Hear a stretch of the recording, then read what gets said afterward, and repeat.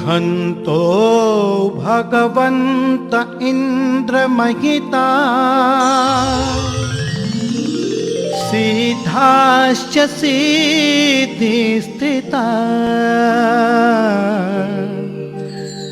आचार्यो जिनशासनो नक्तिकरा पूज्या उपाध्यायता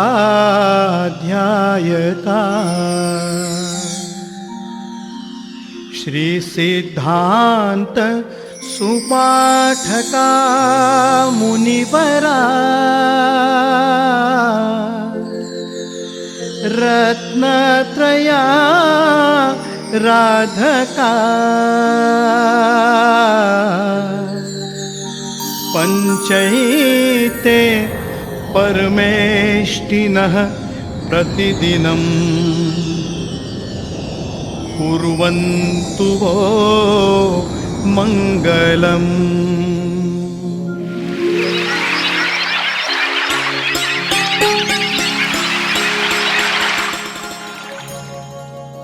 જૈન શાસનની સ્થાપના 24મા તીર્થંકર પ્રભુ શ્રી મહાવીર સ્વામીએ કરી. ક્ષત્રિય રાજકુમાર હોવા છતાં બધી જ સુખ સગવડોનો ત્યાગ કરી લોકોને દુઃખ દર્દ અને જન્મ મરણના બંધનમાંથી મુક્તિ અપાવવા તેઓ ખુલ્લે પગે નીકળી પડ્યા. 12.5 વર્ષની કઠોર તપસ્યા કર્યા બાદ તેઓને કેવળ જ્ઞાન પ્રાપ્ત થયું.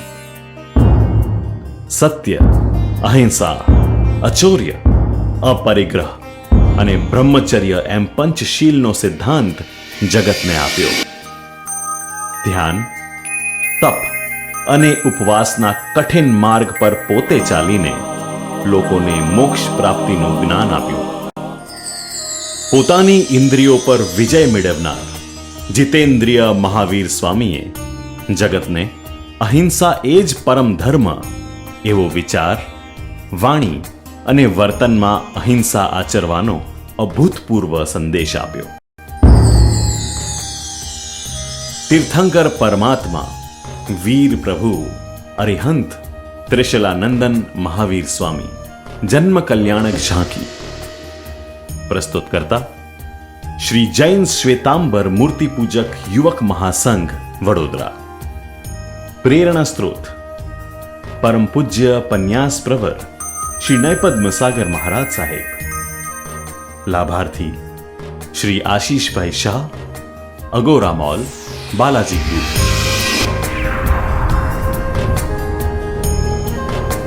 મહાવીર સ્વામીએ પોતાના 27મા અવતારમાં તીર્થંકર પદ પ્રાપ્ત કર્યું.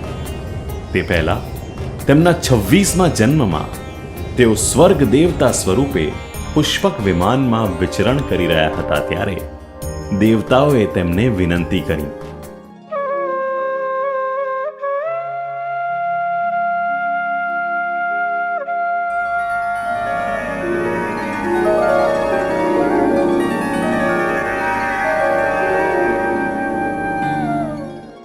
હે દેવાત્મા, કરોડો પૃથ્વીવાસીઓ મુક્તિની ઝંખનામાં પૃથ્વી પર આપના જન્મની રાહ જોઈ રહ્યા છે. તેમને મોક્ષ પ્રાપ્તિનો માર્ગ દેખાડવાના મહાકર્તવ્યમાં આપ વિલંબ શા માટે કરી રહ્યા છો? પોતાની દિવ્ય દ્રષ્ટિથી અનેક પ્રકારના દુઃખોથી પીડિત પૃથ્વીવાસીઓને જોઈને પ્રભુનું હૃદય દ્રવી ઉઠ્યું. શીઘ્રતાથી પૃથ્વી પર જન્મ લેવા તેઓ દેવાનંદા નામની બ્રાહ્મણીના ગર્ભમાં પ્રસ્થાપિત થયા. બ્રાહ્મણીના ગર્ભમાં પ્રસ્થાપિત થતાં જ મહારાજા ઇન્દ્રનું સિંહાસન હલક ડોલક થવા લાગ્યું. એમને ખ્યાલ આવી ગયો કે કશુંક અઘટિત થઈ રહ્યું છે. પૃથ્વી પર તીર્થંકરનો જન્મ તો હંમેશા ક્ષત્રિય કુળમાં જ થાય.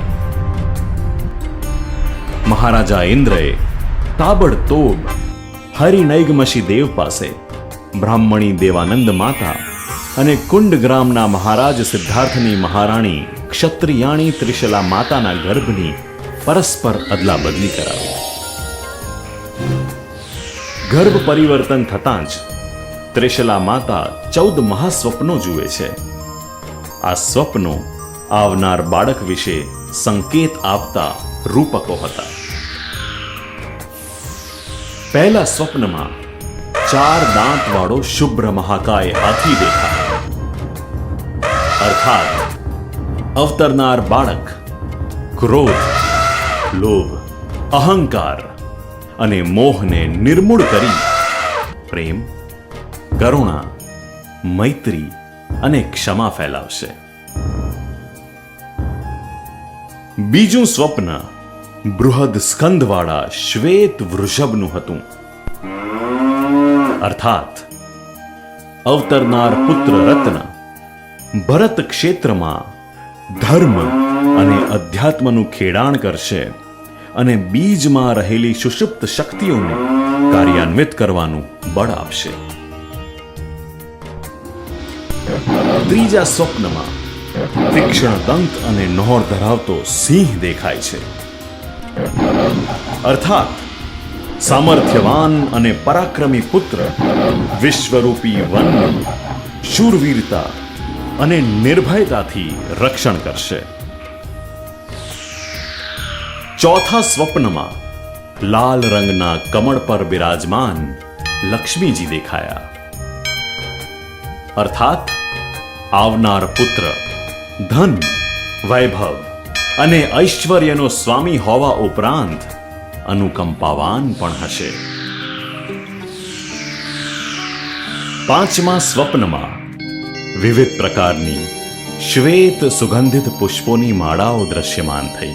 અર્થાત આવનાર અવતારના અનેક સદગુણોથી ગૂંથાયેલા વ્યક્તિત્વની ફોરમથી જનમેદની એવી રીતે આકર્ષિત થશે જેમ કે પુષ્પોની મહેકથી ભ્રમરાવલી.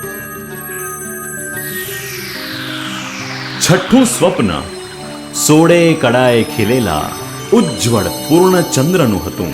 અર્થાત શુદ્ધ કોમળ ચાંદનીની જેમ આવનાર પુત્ર જગતમાં શાંતિ અને મૈત્રીની સ્નિગ્ધ શીતળતા પ્રસરાવશે. સાતમા સ્વપ્નમાં ઝળહળતો સૂર્ય દેખાયો. અર્થાત તેજના અંબાર સમૂહ જાજવ્યમાન બાળક અજ્ઞાનના અંધકારને દૂર કરી સૂર્ય કિરણ સમાન નિત્ય નૂતન પ્રકાશિત અને જ્ઞાનના અંબાર સમો માર્ગ ચીંધશે. આઠમા સ્વપ્નમાં મંદ મંદ પવનમાં ફરફરતી ધજાના દર્શન થયા.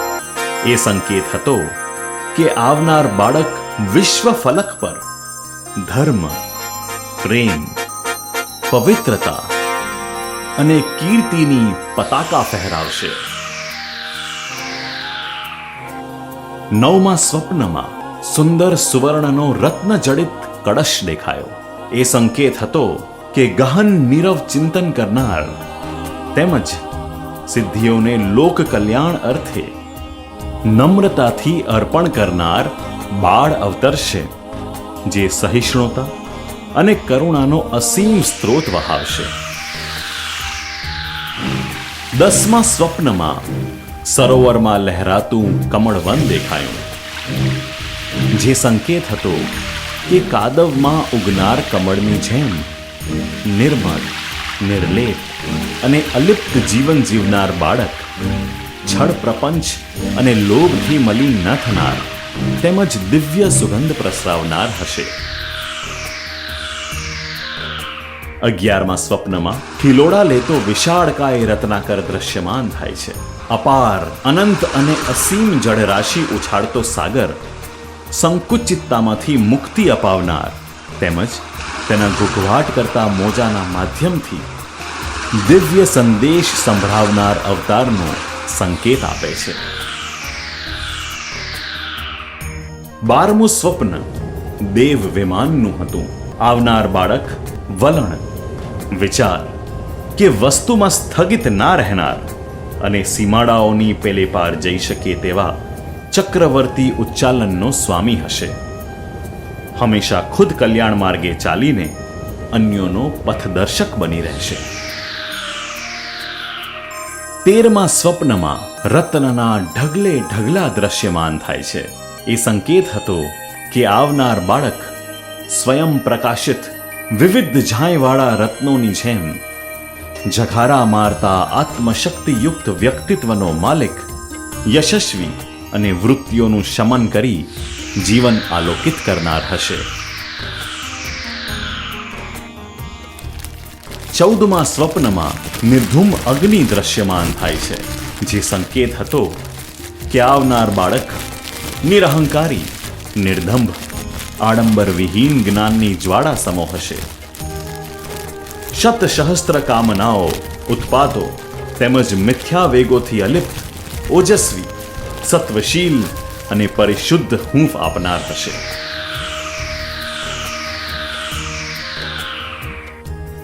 નવ મહિના અને 7 દિવસનો ગર્ભકાળ પૂર્ણ થતા જ દિવ્ય બાળકના અવતરણના અણસાર માત્રથી પૃથ્વી નવપલ્લવિત થઈ ઉઠી. સર્વ દિશાઓ દિવ્ય પ્રકાશથી આલોકિત થઈ ઉઠી. ત્રણેય લોકોમાં અલૌકિક આનંદ છવાઈ ગયો. લોકો હર્ષ ઉલ્લાસથી વસંતોત્સવ મનાવી રહ્યા હતા. ચૈત્ર માસની 13મી તિથિએ જ્યારે મધ્યરાત્રિનું આકાશ ઉત્તરા ફાગુની નક્ષત્ર અને ચંદ્રની યુતિથી ઝળહળી રહ્યું હતું, ત્યારે પક્ષીઓ આનંદિત થઈ મધુર સ્વરમાં કલરવ કરતા આકાશમાં ઉલ્લાસથી હિલોડા લેવા લાગ્યા. આવી અદ્ભુત ઘડીએ મહારાણી ત્રિશલા દેવીએ પીડા રહિત પ્રસવથી એક સંપૂર્ણ સ્વસ્થ, સર્વાંગ સુંદર અને દૈદીપ્યમાન એવા પ્રભુ મહાવીરને જન્મ આપ્યો. ચારેય તરફ આહલાદક સ્પંદનો ફેલાઈ ગયા.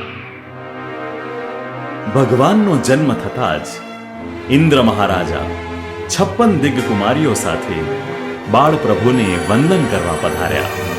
આકાશમાંથી પુષ્પ વર્ષા થઈ. વાજિંત્રોમાંથી રાગ રાગિનીની સુરાવલીઓ વહેવા લાગી.